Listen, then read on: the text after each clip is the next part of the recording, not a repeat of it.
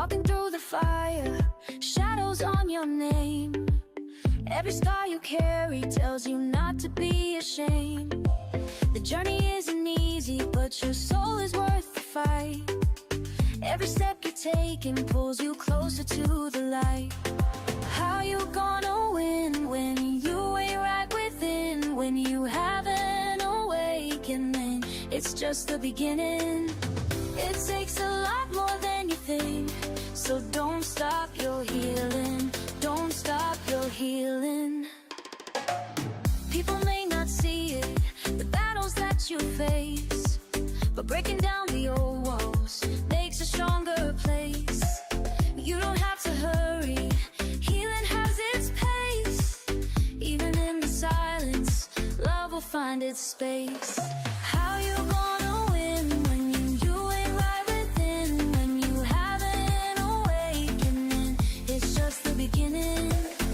It takes a lot more than you think, so don't stop your healing. Don't stop your healing. Keep going, keep growing, even when the pain is showing. Keep rising, keep fighting, your spirit's flame is never dying.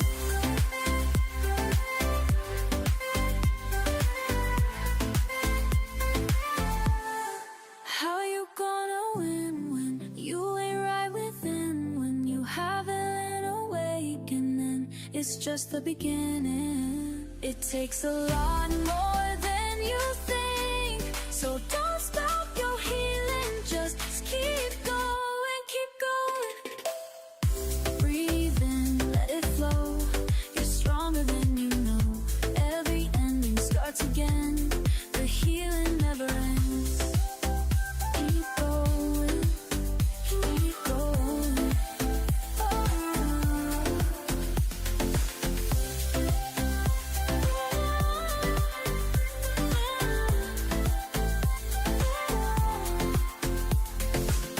Keep going, keep growing. This is the life you're owning. Don't stop your healing, no, you're just beginning. So keep going. Welcome to the midnight tide, where shadows whisper, darkness hides. We're diving deep into the unknown. On a journey, you're not alone. From haunted halls to specters lost, we'll guide you through the eerie frost, with tales that chill and spirits roam. A freaking awesome paranormal show. Ghostly whispers, ancient tomes, mysteries in haunted homes. Brace yourselves, it's time to go. The freaking awesome paranormal show.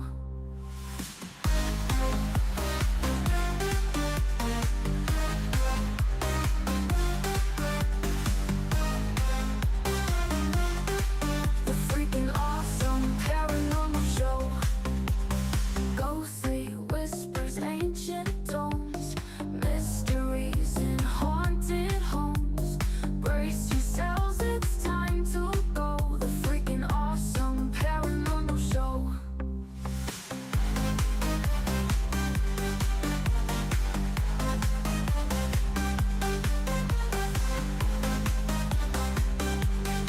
The freaking awesome paranormal show. Welcome to the midnight tide, where shadows whisper, darkness hides. We're diving deep into the unknown. On a journey, you're not alone.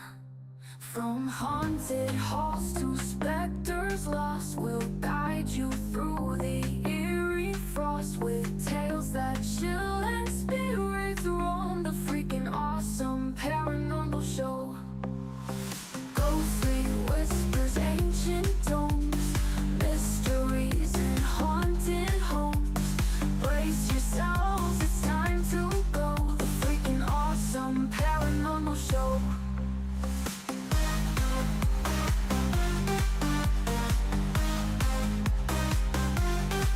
The freaking awesome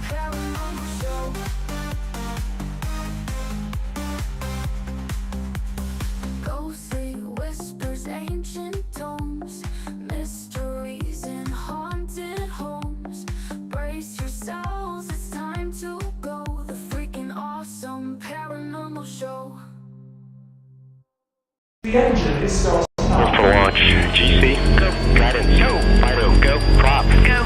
GNC, go. Max, go. Eagle, go. Ecom, go. Pending final steps. The cabin link check. 3, 2, 1.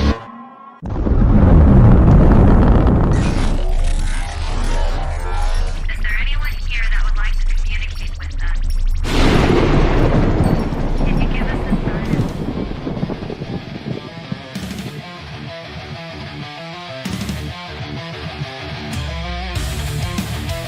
Welcome to the Rift Nation Network, the RNN, putting a slide in your glide and a dip in your hip. Welcome to the mothership, the home of the travelers of the universe. With shows throughout the week, you can find us at Instagram, Twitch, Facebook, YouTube, Spotify, and more. Everything you could want, everything you can need right here, right now. From the paranormal to the supernatural. From comedy to the spiritual. And now, your featured show. Shall we begin?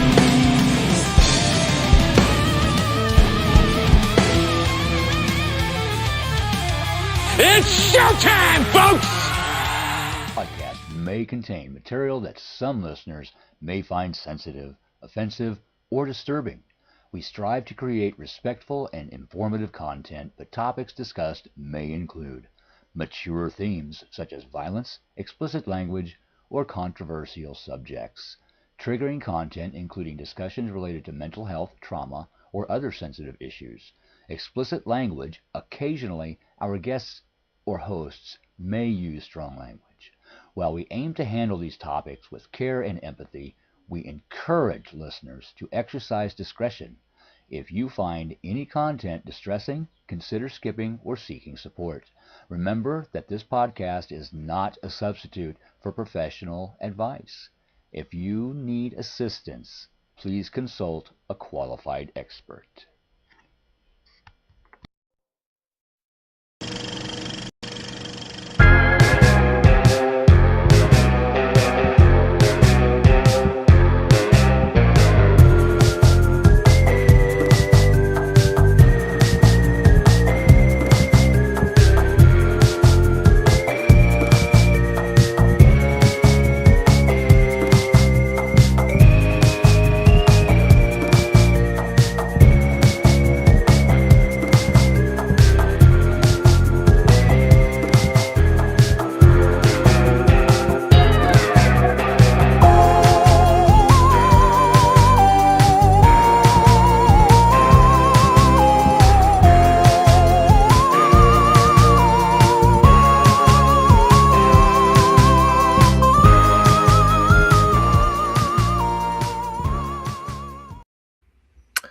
What's up, all you freaks out there? This is Ryan.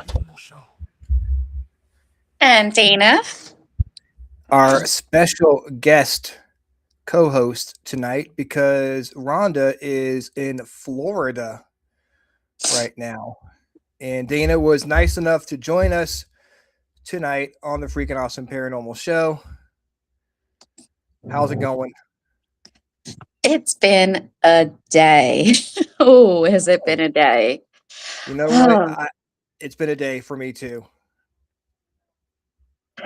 I feel like I don't know. You ever have one of those days where it's like you're doing so much, but you feel like you haven't done anything at all?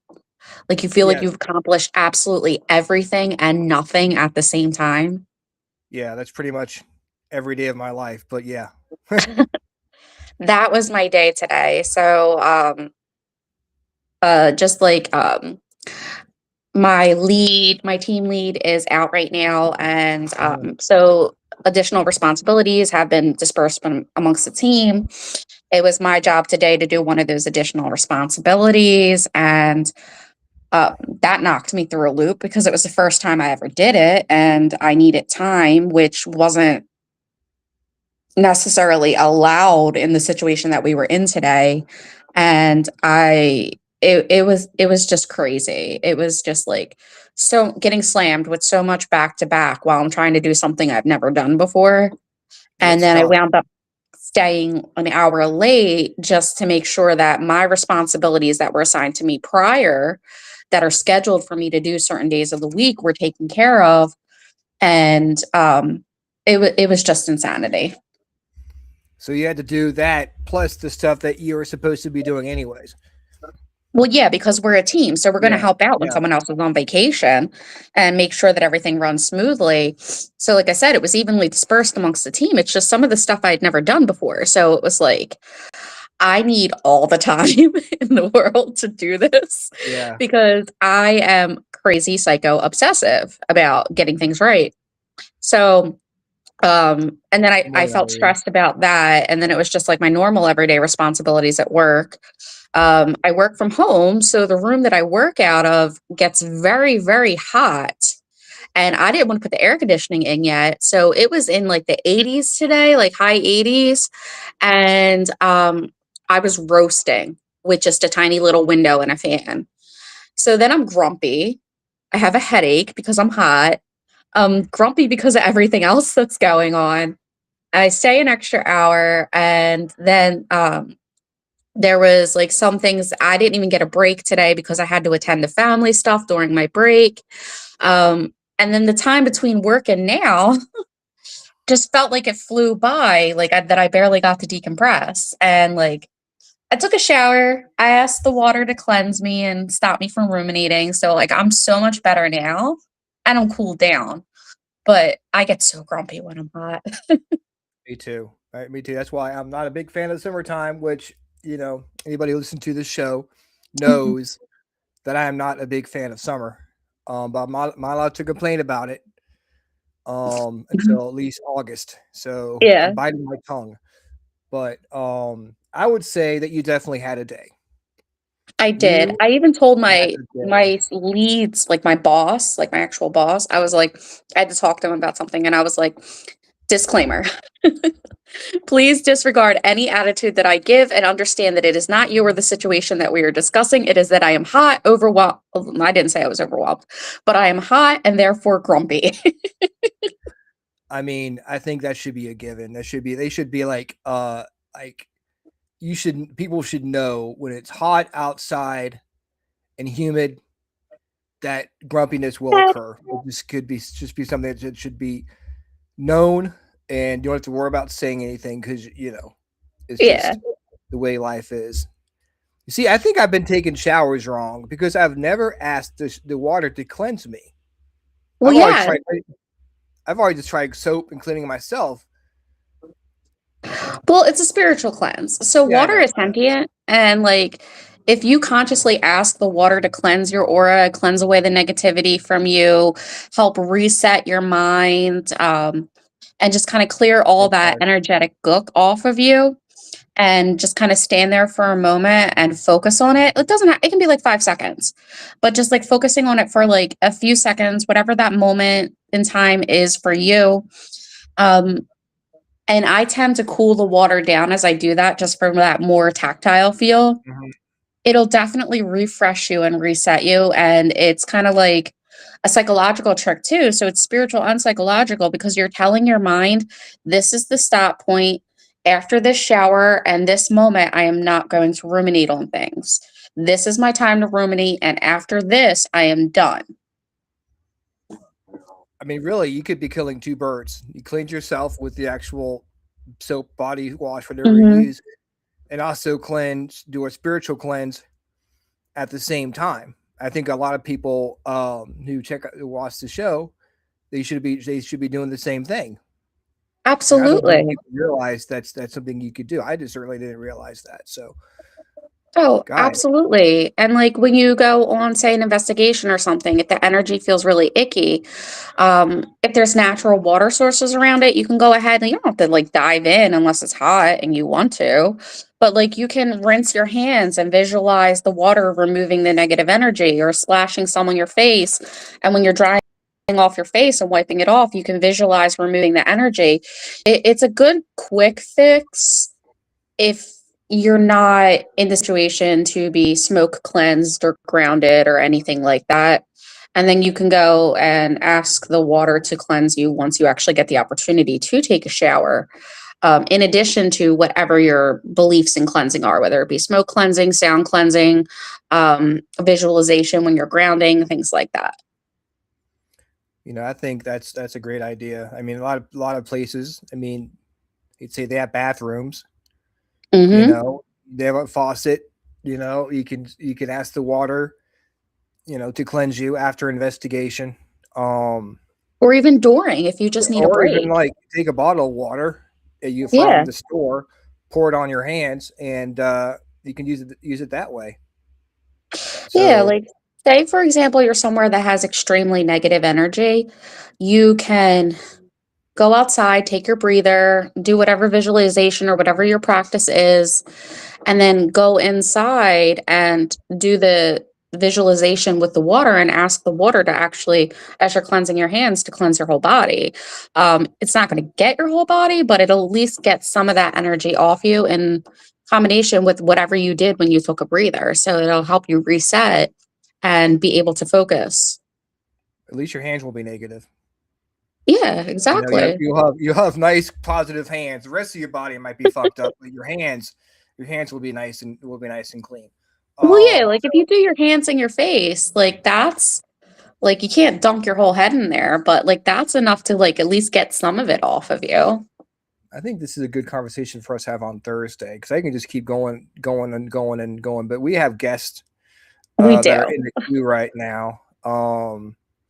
We have Haunts of Richmond joining us tonight. I'll tell you what, I basically just sat down, been going all day, just sat down. So I'm just like you. I'm just like, it's been a day. Yes. But I was so excited about talking to my friends from Haunts of Richmond that it was just made the day that much better because I know we're gonna have a lot of fun talking Yeah. with them tonight. So I'm gonna go ahead and bring them on. Here is Chris right here, and here is Beth. Wow, that is a view, man. That's nice. Isn't his view nice? Jeez, that's awesome. Hey, Where's that? Where are you at? I am in downtown Austin. So I'm coming to you from Texas tonight. Yeah, yeehaw, man. That's awesome. Yeah. Yep. Got me on the road, but yeah, no, happy to be here chatting with y'all tonight as well. I've been looking forward to this all day. And it's been a long day because I woke up this morning in Richmond. So Oh, yeah. okay, you got me beat there. You're in Oh, a different so time zone, so you win. Yeah. we're not the only ones that had a day because apparently you had a day. Yeah, I mean, 4 not for too 4. bad. Yeah. Beth had the day. I mean, Yeah, I for had the me, day. yeah. But it is what it is. But I have a cat, so Yeah. Well, there, Yes. that makes it better. That makes it Yeah. better. I do miss the Uh, cats.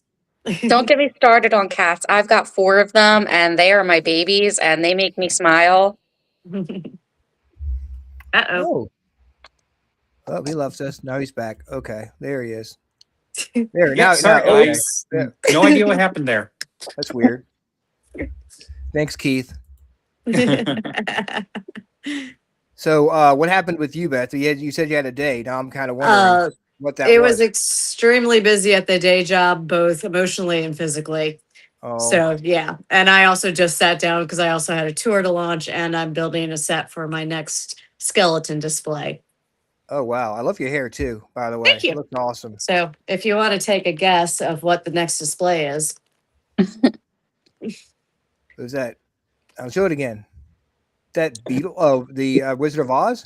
yes, it is for Wow, Pride There we Month. go. nailed it. First try. First, I thought it was gonna So- be. I thought first I Wizard thought of beetle would be. Oz. Yeah, that's So awesome. I've been building a wicked tree where you find the Tin Man, and there was a lot of spray foam involved today. Oh, So what is that for? What are your displays? Where do we see them? They're in our front yard on 25th Street. It's something we started during COVID, and then we started getting yelled at for taking the skeletons in by the churches that surround us. And so I keep doing it. So yeah, I do usually 3 big builds a year: summer, Halloween, of course, and Christmas. And then I do smaller displays in between those ones. I bet the people love that. Besides the church, of course. Oh, yeah. But you got to keep them on their toes. You know. Yeah, they're always asking, when's the next one coming out? I'm like, costume and set change. Yeah, I mean, you got to let them enjoy your work for a little bit before you change it up. You know. Yes. It's a lot of So- fun on Sunday mornings watching them show up for church, and some of them will stop and they'll look and they'll take pictures. That's awesome. People clutching their pearls as they walk by. Not too many of them. Not too many of them. In the years that we've been doing this now, we only just in the last month got our first special letter, if you will. Somebody left a little note for us saying, "Imagine the bravery it took for us to go ahead and ascend the stairs to Hell House to leave you this note." Like, Wow, that's taking yeah, themselves way too seriously. yeah, exactly. Yeah. Hell House. Oh I mean, my that's Hell God. House. Yep, Hell I House, right mean- next door to the church. you should. Not the get a same mat- affiliation. Find that though. hilarious. You need to get a mat that says "Welcome to Hell" or something. Yeah. To Actually, to- we don't quite have that, but we do have like the other ones. We have Wait. the haunted mansion ones. Welcome, foolish mortals. yeah. Yes. And inside we have Hocus Pocus. Oh, look, another glorious morning. Yes, I hate it. I think a lot of people nowadays have a more of a understanding, or I won't say tolerance, but it's just more open mindedness when it comes to the paranormal. When you first started the Haunts of Richmond, do you think how much do you think people's opinions have changed on the paranormal from when you first started to now? I mean, I would say that it's definitely gotten much more mainstream since we started. It in the years since Haunts of Richmond started, even when it started, I think that it was fairly well accepted. Um, there wasn't any kind of backlash saying, "Oh, like the audacity of you doing something Yeah. like this, of sharing ghost stories and whatnot." Mhm. But I would say that it certainly has grown in popularity over the years, and it's something that you can see not just in Richmond, but all across the country. There's ghost local ghost tour companies like ours in hundreds of cities and small towns across the country, and lots of us that just feel privileged to be able to go ahead and share the haunted history of our areas, and then having so many people that are coming to visit us that are interested in hearing what we have to say. So yeah, I'd say we were pretty fortunate to never really have any kind of backlash, but it certainly has again become a little bit more mainstream over the years. Mhm. And how did you get started? You have a background in the paranormal. What made you decide to start this whole experience? I actually started a ghost tour up at my college for a theme house event. And I've always been interested in the spooky. That when we moved to Richmond, one of my co-teachers actually was a guide for Haunts of Richmond. And she said, "Hey, come on my tour." And afterward, she told me we were hiring, and I was hired the next year. Chris came on about 2 years later. And then in 2016, we became the owners of the business. Yeah. So full disclosure, we can't take credit for founding the company, but Beth has been with the company since only after a couple of years into its existence, and I was on the heels a little bit thereafter. But yeah, we've owned the company for a little over a decade now, and yeah, very very fortunate to be in the position that we're in. And as far as my personal background, I mean, yes, I did come in basically kind of on Beth's heels. We were already married and all that at the time. We didn't meet via Haunts of Richmond. And a little bit of a ghost story, which we can get to in just a minute. as to exactly how I got involved with Haunts of Richmond. But, growing up, um, to be perfectly clear, I'm not a sensitive by any means. I'm not somebody that sees spirits with my own eyes or hears the whispers with my own ears. I certainly participated in a lot of investigations where things get caught, audio wise, and interesting things get picked up on camera and whatnot. So while I'm not as sensitive in that way, I've always certainly had an interest and an appreciation for the paranormal. I grew up, my parents would take us, my brother and I, to a lot of historic sites. And there was always something like a ghost book or something there. And I grew up reading a lot of those ghost books. I grew up watching spooky movies. So I've always had an appreciation for it. Yeah, stepping in and being able to be a part of Haunts of Richmond now is, you know, again, it's a privilege. It's something that's a lot of fun to be able to share what we do with people. What surprised you the most about owning or running, I guess, a ghost tour? Like, what's something you didn't expect? It's it's a lot of work. It I mean, is. and I'm not going to say I didn't expect it to be a lot of work, but there's even more than I think that what we might have expected out of the gate. Mhm. And it's all the stuff that goes on behind the scenes. A lot of people from the outside might just look at it and say, "Oh yeah, you just have stuff on the calendar like for a couple hours a night," and that's true. I mean, we offer our tours in the evenings, and it's usually just over a couple of hour period, but there's a lot that goes on behind the scenes, keeping up and running a legal operation, licensed, insured, and everything that goes along with that. It takes up lot more time than I'd say actually giving the tours themselves does. Mhm. Unfortunately, uh, but it's just a part of being able to make sure that we can do what we do and do it in a safe and legal manner. Yeah, So, so Chris handles a lot of the like advertising and business side of things, whereas I'm doing more of the research and the tour preparation and adjustments and updates to our scripts and those types of things. how often, when you get a new story, a new script, how often do you practice a story before you actually put it out on a tour? Quite a few times. We'll read through it, of course, ourselves, but then we'll have the guides look at it to make sure that the flow sounds right. We don't expect them to ever memorize the story verbatim, but to be very well familiar with it, to be able to recite the correct historical facts and those types of things. But for example, like we are working on updating our campus scripts, and we discovered that one of the tours stories that we had on our Phantoms of Franklin script actually belongs on our campus script, because we discovered that there were two Colonel Andersons in Richmond at the same time. Three, actually. Three. Sorry, three. Yeah. Yeah. In the early 1900s in Richmond, there were three Colonel Andersons. Two of them went by Colonel A. Anderson, and there were two Anderson houses.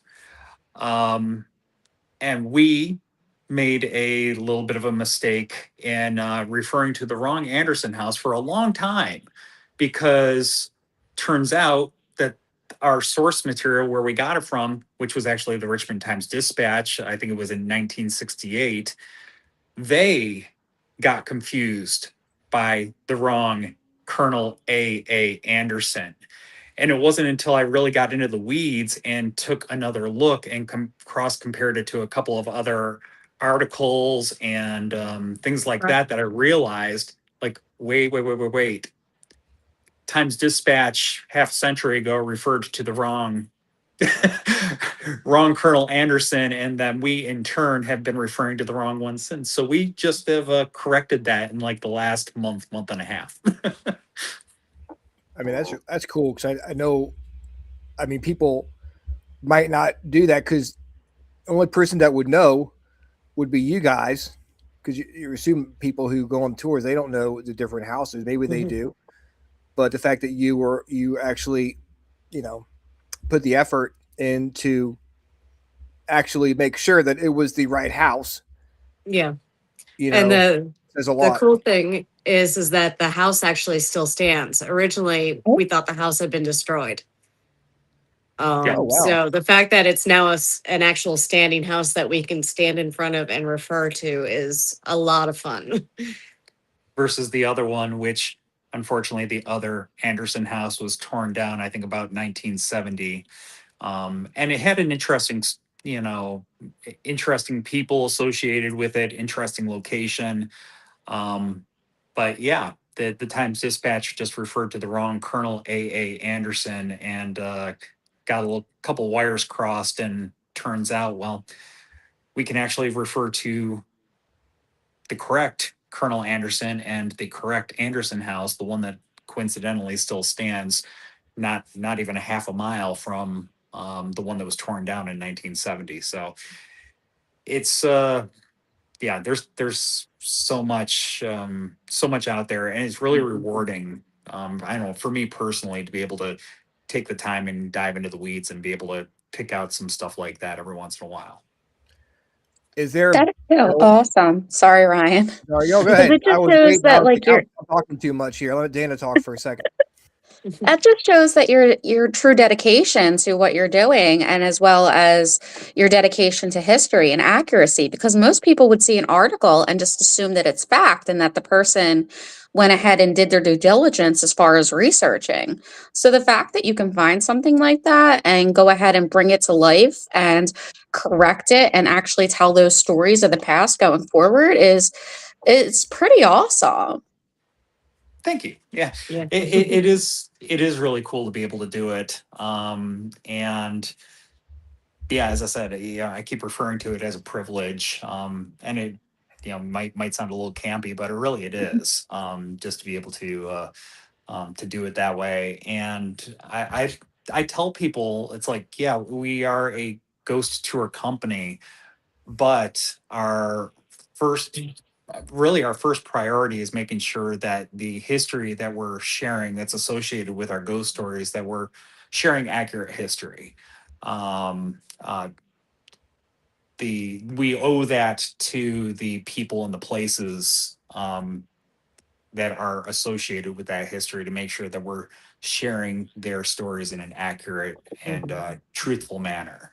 So yeah, that the history really comes first and foremost for us. The fact that we have the ghost stories to go with it is a lot of fun, and something that we really do enjoy, being able to share the spooky stories as well. But the spooky stories don't really mean much if they don't have the actual, the accurate history to back them up. At least that's how our approach is.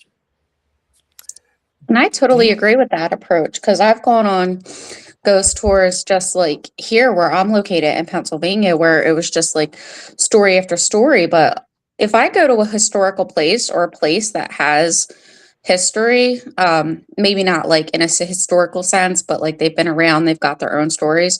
I want a little bit of both because when it comes to ghost stories, they're tied to history.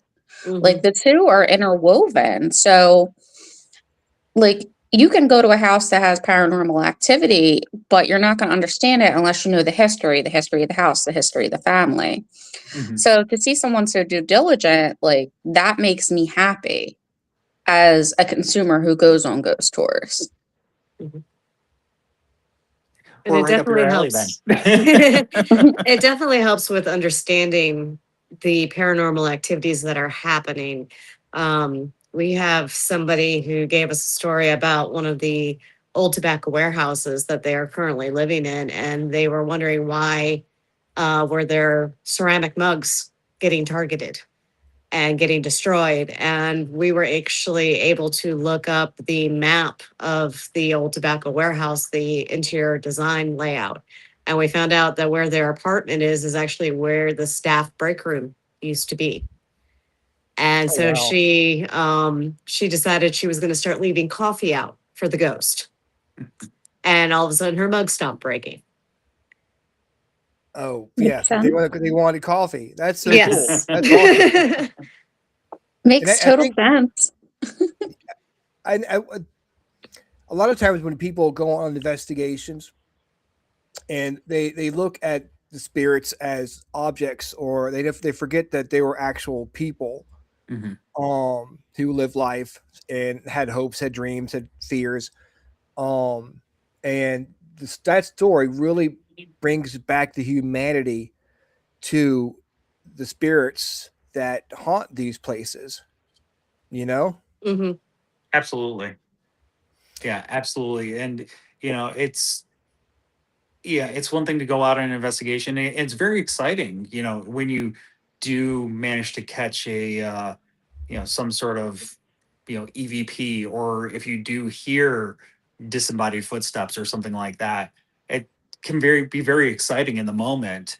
But when you get past that like initial moment of having that paranormal experience, um, I think that it helps the moment linger a little more, if you will, or the excitement can only grow if you can do a little digging and find out, like, well, why did I hear that? Or that EVP, that the word that came across, does it make sense in the historic context of the place? And that's where I think that there's so much room for there's for the investigative side of things, the storytelling side of things. There's a lot of room for both, and there's a lot of overlap and opportunity for those sides of the paranormal interests to overlap and work together. Hmm. Do you think Richmond gets slept on as a paranormal like city? Absolutely. I mean, Beth, do you want to chime in on that? I mean, I can absolutely, without a doubt, in my opinion. It has given us so much to work with. I mean, we have 6 routes through the city and so many more stories that we just can't even work into a tour. And so we have to figure out other ways to like share those stories with people that have been documented through the years, and the ones that we're still getting today. We just did an interview, and all of a sudden we now have, I think, 2 more buildings we need to look into to possibly add to one of our tours. So But yeah, there's so much to Richmond. It is one of the oldest established cities in the United States. It was officially established in 1737, and even before that, European settlers had moved in the 1600s, and then the Native Americans had lived on the land for hundreds, if not thousands, of years before that. It's been continuously inhabited for a very, very long time. And also, I think what kind of, I guess you could say, maybe handicaps Richmond a little bit in public perception is the fact that it served as the capital of the Confederacy during the Civil War, which was certainly a very pivotal moment in the city's history. There's no denying that in any way, shape, or form.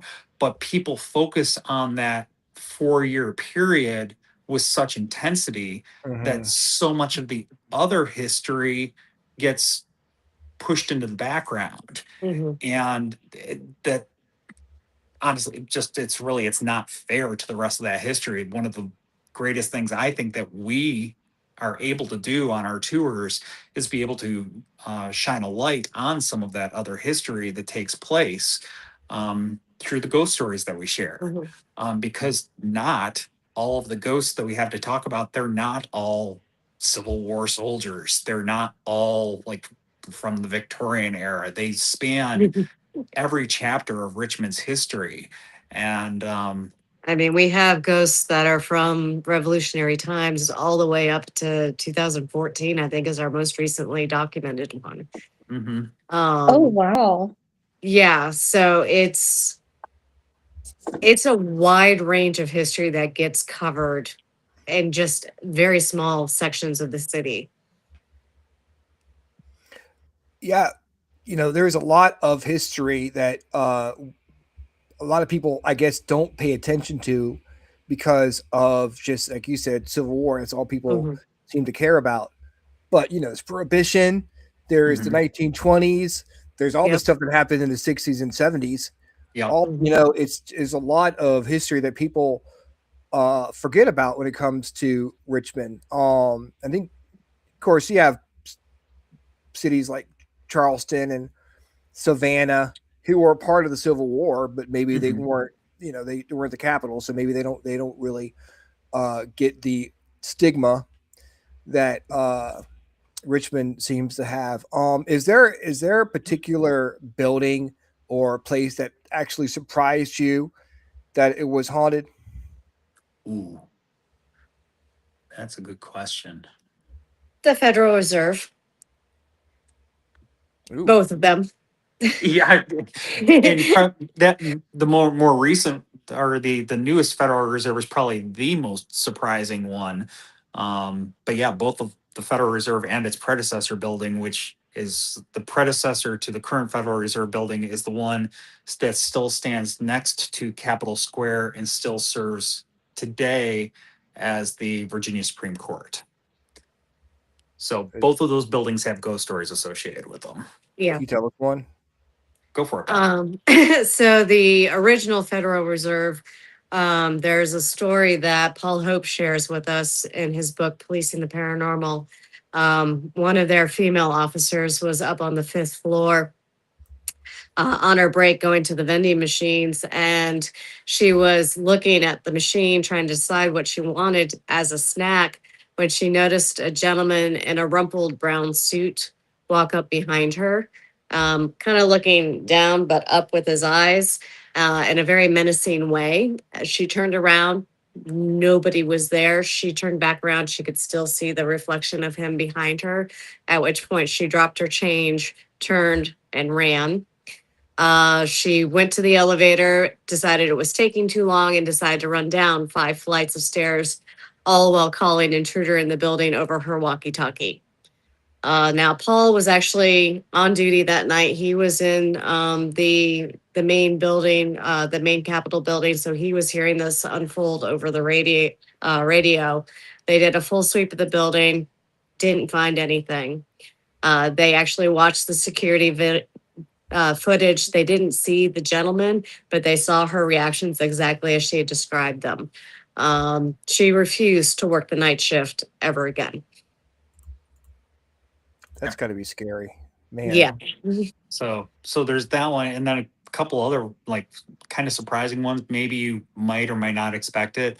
The VCU Medical Complex or MCV, the modern buildings that are there for MCV. I mean, there's like the historic building, like the Egyptian building. There's ghost stories associated with that, and given how old it is and the history, not necessarily surprising that there's ghost stories, but right Mhm. next across the street, the modern buildings also have some experiences. We've heard from many of the doctors and nurses there that they hate to go down in the area around the morgue. And that in and of itself kind of, it makes sense. The morgue, it's kind of an uncomfortable space, Creepy. you could Yeah, say, yeah. but Oh some yeah, of them have gone so absolutely. far as to say that they have actually encountered people in the hallways outside the morgue, the people that they have dropped off at the morgue. And Like they've where? encountered, yes. Oh Yeah, my it's like god. they wheeled Like them two into the days morgue. later, they Yeah. encounter that person in the hallway. Yeah. Huh. So Wow. Well, there's been that. And then um on a different note, there's the Richmond Public Library, the main Mhm. branch, the one that's right there on Franklin Street in the middle of town. There's a spirit there, an entity known as the Whistler. Don't necessarily know who it is. Based on the activity that takes place around them, it makes sense that it's probably one of the librarians or maybe even a somebody from like the custodial staff that may have worked there once upon a time. Um, they have a tendency to like straighten loose books, and if a book has been misshelved, people might come in and find it taken off that shelf and set aside as if like no, no, no, no, no, this book doesn't go here. And some of that activity is associated with a disembodied whistling that they'll hear throughout the library. Yeah, so there's that as well. I just have that scene in Ghostbusters in my head where Yes. they're Yep. downstairs You in your public library. You know. you just took the words out of Oh, my mouth. Like, get out of my head. I I I love that movie. When I said earlier, like I watched spooky movies growing up, I think I watched the original Ghostbusters at least once a it's a week. classic.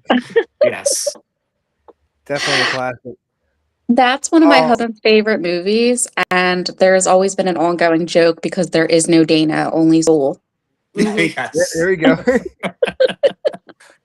It's amazing. It's oh god, I hate to say it, it's over 40 years now and it still holds up so well. It They don't does. become like they used to. Honestly, I going out a little bit of a tangent. I don't think there's any movies that are made today where people 40 years from now will be like, yeah, I got to watch this. I got to put it in. They're Mhm. rare. They just don't do it anymore. No, they're. I think that modern movies, the ones that people will still be talking about a half century on, they're going to be very few and far between, unfortunately. Now, I'm Absolutely. wondering if that's because the lack of choices we had when we were younger too. Like you didn't have a million channels to watch. So if someone Yeah. rented a movie, you had to watch it because there was Mhm. nothing else. Mhm. That's You an know, excellent point. We're spoiled for choice now, and it can make so much just get washed away, I guess you could say, in the constant literal stream of video that's coming out across all these different platforms. but I at the same totally time, agree. Oh, sorry. I was going to And say it. Go ahead. sorry.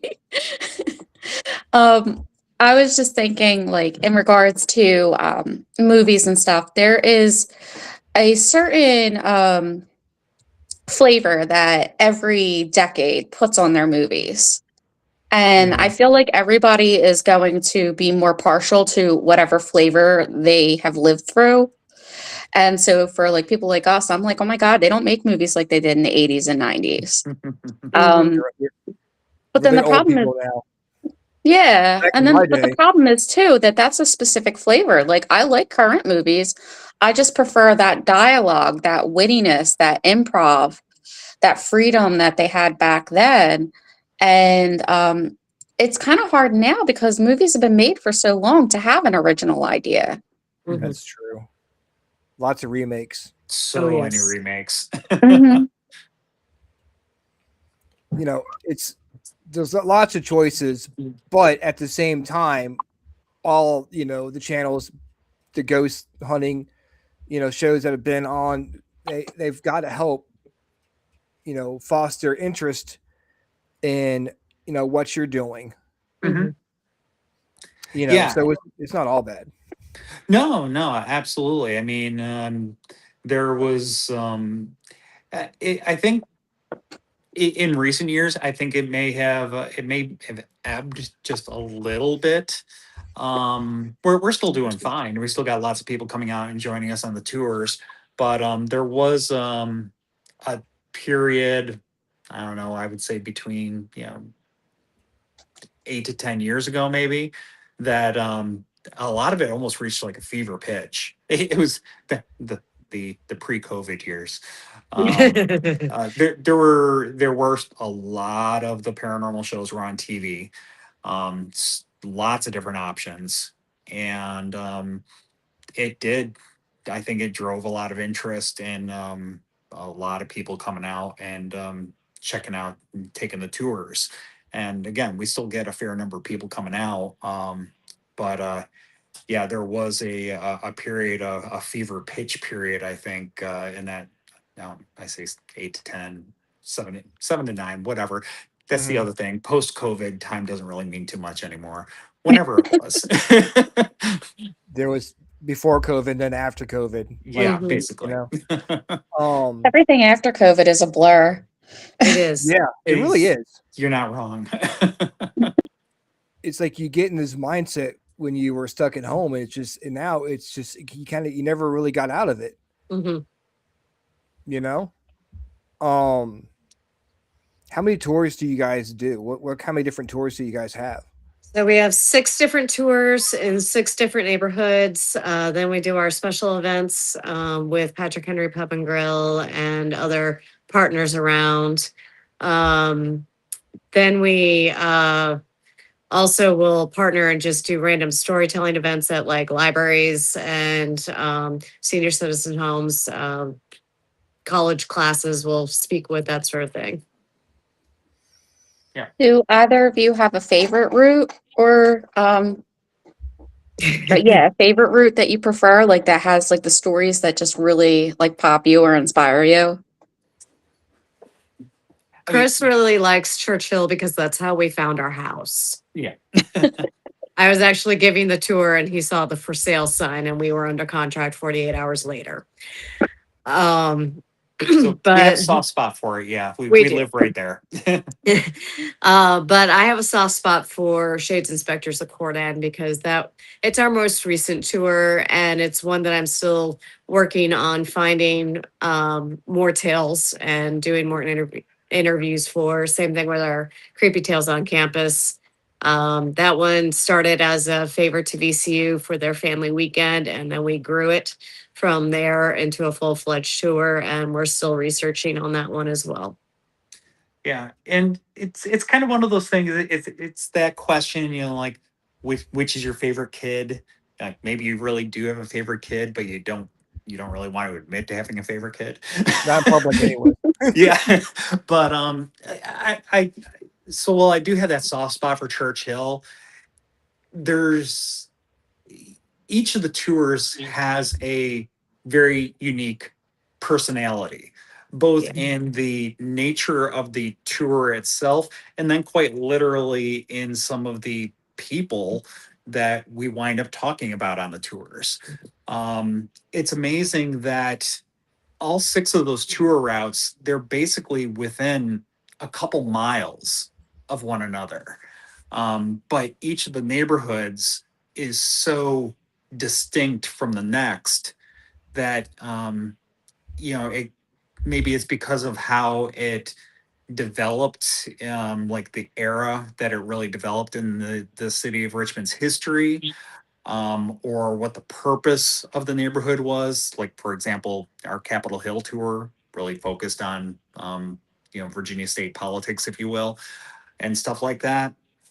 But we're very spoiled in that you don't have to go too far just hopping from one neighborhood to another and being able to see so many different aspects of Richmond's history, Richmond's architecture, and all of the people and events that go with that. Is there a story that I would say scared you, but kind of rubbed you the wrong way? Ooh. Well, I think, and maybe Beth, just scared you. The theater? Altria? Yes, Um, because of Not what scared happened to me, you. but it definitely jolted me. Okay. I was actually there for a classroom field trip that I brought my students to, and we ended up going to the the third level of the backstage fly area. I got shoved by an unseen hand while we were up there. And the students actually saw a dusty handprint on my back, and we quickly vacated the area. But it was one I was not expecting to get shoved in that space. And definitely was not feeling very safe after that happened. I love the space. I love the theater. There's so many ghost stories there. But there's also some that are very protective of their space. Is there a particular story that when you like you're like, oh wow, this story is creepy. Like you walk by the building, you're like, oh, I know I know what happened here, and that's Mhm. not right. We actually do talk about some dark history stories on our Creepy Tales on campus. We talk about the murder of uh, a young lady who was 8 months pregnant by her fiance slash lover. It's one that took place. It was known as a reservoir murder, and it's where the Clark Springs Elementary School is today. But it covers a very dark topic of an unwed woman who was looking to get an abortion, and she was killed by her um, lover slash fiance because he couldn't take the disgrace of having a child out of wedlock with his cousin. And I think another one is just the Egyptian building. Mm-hmm. The history behind the Egyptian building and the resurrectionists, the most famous of which is Old Chris or Chris Baker, who effectively lived in the Egyptian building for most of his life. Um, that's a very grim chapter of Richmond's history. It's one that we feel is very important for it to be told. Mm-hmm. Uh, but it can be a difficult subject to talk about because there are very distinct racial tones to it, in that most Mm-hmm. of the bodies that were snatched were those of African American individuals. It was simply easier to steal their bodies at that point in time. Um, and the fact that all of this was going on, effectively desecration of graves, and this was happening in the name of medical advancement, um, and all under the guise as well of a respected medical institution. It's a very grim chapter of, um, you know, certainly MCV's history. And it's at the same time, it's not unique to MCV. It's a chapter of medical history that repeated time and again across the country and even around the world. Mm-hmm. But to going and being able to see it in our own backyard, with the Egyptian building there and knowing what happened there, is certainly can be a very difficult and sometimes uncomfortable topic to talk about. But again, it's important that that it gets told so that people can learn and remember what happened. It's really disturbing that part of our history, but at the same time, it makes you wonder how far setback we would be if stuff like that didn't happen, which is bad to Mhm. talk about, but it's It's a con it's an it is a unfortunate it's a part of our constant history for sure. balance. Yeah, Yeah, Mhm. I'm it's not a trying push to and pull. like, oh, that's good or Very whatever, but important. It's very important to talk about these things too, because if we don't actually recognize and look at the darker parts of our past, then we're doomed to repeat them. Mhm. Mm-hmm. So we do need to be respectful, but yet bring these situations to light, because otherwise it's just going to happen again with a different face on it. Yeah. Yes, absolutely, absolutely. do you have any good stories from the Science Museum? Actually, well, not that I'm aware of, Beth. I can tell you there's something there, but I don't have a story. I get followed every time I go there. Well, now I want to go there. I mean, it's a really cool building. It was an old train station, so I figured Yeah. there's got to be some spirits there, just left over spirits from all the people that were there. It's got to be some residual energy out there for sure. Mm-hmm. Yeah, and Um, a lot of train stations, or yeah, you could even say airports, hotels, places of transit that see You know, thousands and thousands of people come and go every year. There's almost inevitably something residual that gets left behind.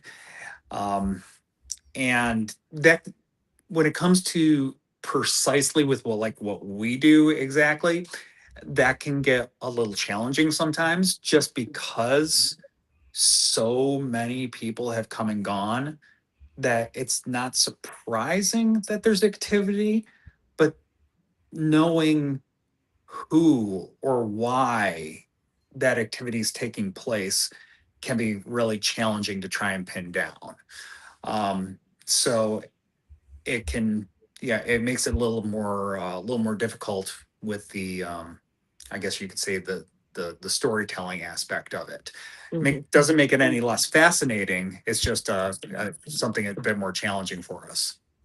Yeah, that makes sense. We're getting kind of close to the end here. I want to give you guys a chance to talk about how people can get in touch with you, or how people can, get tickets for tours, and what tours are, going on when. But before we go, I do want to ask you if you have one more story that you would like to share with us. Sure. I actually, I alluded to it once already, how I actually got involved with Haunts of Richmond. It wasn't just because I was married to Beth, and the how I actually got involved was Beth was going down, giving tours. At that point in time, there was really just two tours. There was Shockoe Bottom and Capitol Hill. And oftentimes when she was giving the Shockoe Bottom tour, I would come down, and sometimes I'd walk on the tour, but more often than not, I'd wind up at one of the local bars, just kind of hanging out for a little bit, having a beer or two. And Beth would wrap up her tour and come back, and I'd pay the tab and find that for whatever she'd earned, I'd pretty much drank most of it away. um, Yep. but and this was at a time when we had an official partnership with the Poe Museum, where we had the opportunity to go in and start the tours inside the Poe Museum. That relationship, we're still on good terms with the museum, to be very clear, we're good terms with them, but they found other much more profitable ways to spend their evenings at the museum other than opening the doors for us, and so amicably parted ways a while ago. But when we were officially partnered with them, part of the stipulation was there always had to be a Poe Museum staff member there to unlock the museum doors and let people in. Makes sense, liability thing and whatnot. And that responsibility almost always fell to a young lady named Erica. Erica was pretty much the only person on the museum staff that was happy to put in those extra hours later in the evening. And that was all up until one day in, I think it was October of 2010, 2011. I forget the exact year. But Erica had already been at the museum all day. And then it's October, so the ghost tours are going full tilt, and there's a couple of tours going out of the Poe Museum. So she's got an extra long evening there hanging out at the museum while the tours are going on. And when she's there for the tours, she's there more or less by herself, because she opens the doors, tour comes in, there's an introduction, tour goes to the neighborhood. She sits by herself in the old stone house there at the Poe Museum until the tour comes back. And a little bit long story short, one particular evening, the resident spirit of the old stone house, a little boy named Jonathan, got a little too rambunctious for Erica's taste, running back and forth upstairs in the old stone house, footsteps, stomp, stomp, stomp, stomp, stomp, stomp. Nothing malicious, but just enough to be very unnerving. And at the end of the evening, Erica decided she'd had enough. She wound up, after the tours wrapped, it was like 10:30 at night. She called the curator of the museum and quit on the spot. Wow. Yeah, it left everybody in a bit of a lurch, and the museum not having anybody else that wanted to step up into that role. Everybody's kind of frantically looking around, and then suddenly like, hey, Chris hangs out down here a lot while Beth's giving tours. You want to see if he's interested? So my beginnings with Haunts of Richmond, I was actually officially hired by the Poe Museum to be the Poe Museum staff member to open the museum for the tours in the evening. And I did that for a couple of years. And again, when Haunts of Richmond and the museum amicably parted ways, as far as the business relationship went, I stuck with Haunts of Richmond, continued on with like hosting duties and stuff like that. Um, and well, here I am still doing it to this day. So yeah, that's kind of how I ultimately got wrapped into this. I can thank Jonathan at the Old Stone House down there at the Poe Museum. Was Erica aware of the spiritual like ghosts, or it was just Yes, she was aware, Okay. and Jonathan had just pushed her to her point. Oh, I got you. Yep. Well, so, we all have our, that's enough. Our breaking point, I guess, when it comes to stuff like that. Can you tell us really quick before about your podcast? Beth? Okay, so we actually started them when COVID hit, and I had nothing to do. But we are on Facebook Live every other Monday, and then we transfer everything over to our YouTube page afterwards. So we have over 100 videos on there now that you can Over 150. yeah, that you can definitely catch up on, and it allows us to go outside of the Richmond and Virginia area with our ghost storytelling. So we get to have a lot of fun with that. We've done most of the 50 states for about 3/4 of the way through, plus international and other things that we just kind of focus in on. And then Chris will also, when he's traveling, like he is today, he will actually go and do some videoing and kind of do like a vlog of those ghostly stories. Yep. Some short form stuff for more aimed for like TikTok and Reels. Mhm. So I do have something that I will be putting together here for Austin. I still actually have a couple of things in the queue from our last trip that I still have to put together and issue. So what I video here, it might be a couple of weeks before it comes out, but yeah, some of the short form stuff, stuff from our travels. Occasionally, I'll throw in something from in Richmond as well, and other little funny little things here and there, the kind of stuff that you find on TikTok and stuff like that. So we have the long form stuff that you can find in the video section of our YouTube page. You can join us live, as Beth said, on Facebook every couple of weeks, roughly. We put together event postings for that, so you can check that out on our Facebook page. And and then the more short form stuff that we're still kind of working and building into a little bit. We were, I guess you could say, maybe a little late to the game on TikTok, but we're there and using it. So all kinds of stuff. We love spooky stuff, not just in Richmond, but we seek it out wherever we go. So you're doing research for your podcast in different cities at the same time, doing research for your tour. Tours. Yeah. So, Oh yeah. This is what a retired English teacher does. Wow. So again, I'm gonna keep talking, but how do you find new stories about Richmond?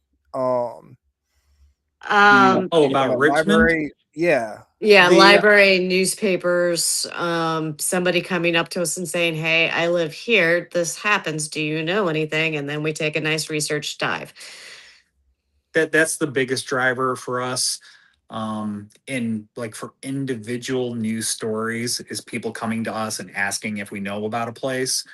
But like if and we're not currently developing any new tour routes, but the Spectres and Shades of Court End one that we did, our newest one that we I guess, gosh, what were we, almost 4 3 years years into ago. that now? Yeah. It's been a few years, but I know we did a lot of legwork diving into newspaper archives and the like, to get a good backbone for the tour, and then also being able to kind of flesh it out with more modern things, stories that people have come to us with um, after launching the tour. Like, for example, what I told you about the modern MCV hospital.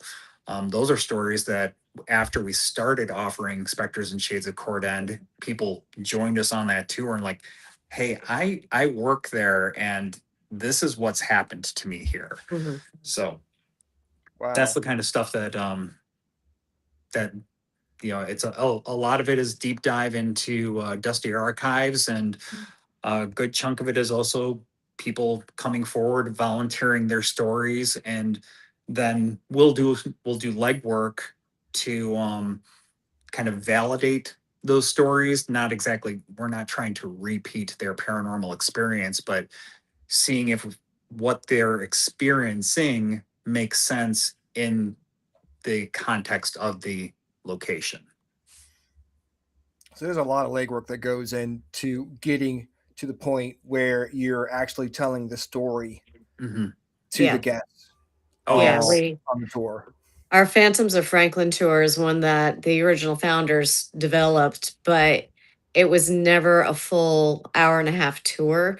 It was always lacking in some stories. And so we shelved it for a while. Then, when Chris and I took over the business, I decided to dive into research to see if I could find a couple more spaces that we could talk about. And we are finally able to get it past the 90 minutes. So we actually have more to talk about than we actually have time for now. Do you do a lot of work with like pacing and like talk slow, time it out so you're not finishing Yes. an hour and a half tour in an hour, and you're like Yes. and sitting and around, what every are we gonna tour is talk about? gonna vary depending on how fast people walk, how many questions are asked, that sort of thing. Mm-hmm. That's true. That's do you ever when you if someone's asking too many questions, you ever be like, all right, we got to keep moving? There can be a little bit of that. It doesn't happen too often. Every once in a while, you'll get somebody that asks a lot of questions, and usually at that point, we just say, hey, tell you what, let's hang out after the tour a little bit, and we can chat for a little bit. That way, we don't have like the entire tour crowd there on the Just hanging out. periphery of Yeah. this Q&A session. We don't have to do that too often though. And honestly, getting, say like a question or two per location that we stop at, it keeps people engaged, keeps everybody engaged, keeps the guests engaged. It honestly keeps the guides engaged in the sense that it guides will feed off the energy of the people that they're leading. So, Not in a weird vampiric way, but it does yeah, let us know Yeah, that you're enjoying yeah. yourself. yeah, it helps to know that you're engaged and that you're paying attention, that you're interested. And if you start asking I guess maybe some more pointed questions that are maybe a little leading, it can help even like I guess you could say fine tune the flow of the tour moving forward from there. Knowing like, oh hey, this group of people, they seem to be particularly interested in XYZ here. Let's go ahead and give them a little bit more of what they seem to be really after. Well, I could go on and ask you all these questions for another hour, but I think my dog needs to go out for a walk because she was whining by the door. Aww. If My cat's been biting my arm the whole time. He's hungry. okay, you got to shut up. I've got to go outside. But I do want to ask you to talk about real quick how people can find you and what tours you have coming up, anything special you have coming up that you want people to know about. Actually, yes. The floor is yours. So I'll take the special. We actually have a sister tour company called RVA Hidden Histories, and we are launching a brand new tour that is the legends and lore of Hollywood Cemetery. Ooh. Yes, so that's our newest tour. Awesome. And our first run of that's actually going to be 9 a.m. on May 2nd. It's a Saturday morning, and tickets are now available for that on RVA Hidden Histories website. That's awesome. Let's see. We other special event. We will be vending at the Richmond Ren Fair this next weekend. So we're looking forward to that. But other than that, the main things that we got going on right now is just the tours. Tours are available most nights through the year. Like earlier this evening, Beth got one of our Creepy Tales on Campus tours. One of our guides is out running that. So we got the tours most nights through the year. People can find tour tickets at hauntsofrichmond.com. So yeah, just look us up, Haunts of Richmond, and you can find whatever we got on the tour calendar coming up. And for other stuff, keep up with us on social media. Very active on Facebook, on Instagram, as far as like what we have coming up event wise. Those are probably the best platforms for what we have coming up. And if you just like other spooky stories and stuff like that, our TikTok and YouTube platforms are good places to go and check that out as well. So yeah. Wow. Those platforms, depending on the platform, sometimes it's just Haunts of Richmond. Other times it might be Richmond Haunts. It's a thing. But if you see the Haunts of Richmond logo, you'll know it's us. Awesome. Well, guys, thank you so much for joining us tonight. Like I said, I could go on for another hour talking to you. So I think we need to have you back on. It's been too long. It's been too long. I can't remember the last time that. Yeah, it's not the first time we've done this, but it's been quite a while since the last time we've done this. So I'm glad that we got to do this again. Me too. We don't need to wait so long again. We'll definitely have you guys back on very soon. Dana, thank you very much for joining us tonight, helping me out tonight. Really appreciate you coming on. Not a problem.